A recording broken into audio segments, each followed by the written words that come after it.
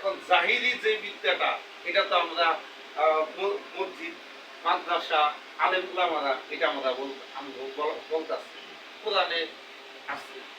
এখন ইলমে বাতিন যেটা আল্লাহ নিগুড় রহস্য বেদের কথা বলছে, এখন সেটা কি সিয়াসত 6টা হাদিস, 6টা হাদিসের মধ্যে তিরমিজি শরীফের মধ্যে স্পষ্টভাবে লেখা আছে।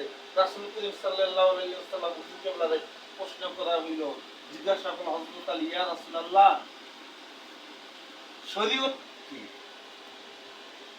উনি কইছে যে শরীয়ত হইল আমার পোশাক, আমার আচরণ। তরিকত কি? আমার বাড়ি। হাকিকত কি? পকেটে থাকা। মারিফত কি? মহান আল্লাহ তাআলার নিগুড় রহস্যকে ভেদ করা জানা, নাম হচ্ছে মারিফত। যেটাকে সচরাচর কইছে মান আরাফা নাফসাহু ফাকাদ আরাফা রাব্বাহু। যে নিজের নফসকে চিনেছে সে তার আপন রবকে চিনছে। এখন এই কথাটা যায় না মানব, কোনো মুসলমানও না, কোনো ধর্মের ভিতরে নেই। যদি কোনো ব্যক্তি যদি কয় যে এটা নাই, কোরআনে নাই, হাদিসে নাই, তো সে হাদিসই বলে নাই, সে আলেম হয় নাই।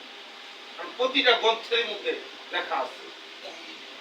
শ্রীকৃষ্ণ সনাতন ধর্ম, শ্রীকৃষ্ণ মহাপ্রভুদের ধর্ম অর্থ কি? আত্মা রঙে বৃদ্ধি, অর্থ তুমি তোমার। এখন এই যে আমরা তরিকতে যে একটা মিলাদ মাহফিল যে আমরা যে করলাম, আল্লাহ কিসমতে যাই আছে, এক গ্লাস পানি আছে, এখানে কি খারাপ লাগার কথা? এটাই কিন্তু একটা আনন্দ। কেন কি সবাই কি একবারই লোক আছে? নানান জায়গার লোক। এই যে একজন একজনকে দেখলাম, এটা একটা মোহ। নয়তো ঠেকা বলে দেখে ঠেকা খরচা কইরা এত টাকা ফল ফলা দিয়ে আইনা তো বড় করার কোনো প্রয়োজন ছিল না।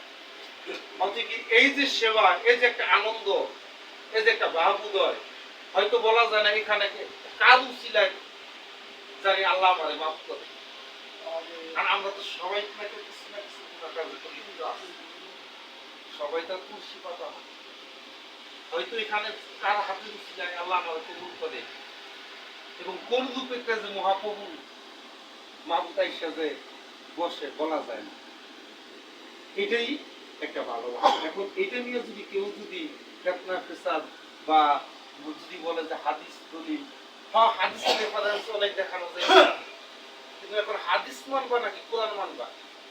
এখন আমগো মানার দরকার আগে কোনটা? সহিহ বুখারী শরীফ, নবীজি ওফাতের 450 বছর পরে সহিহ বুখারী শরীফ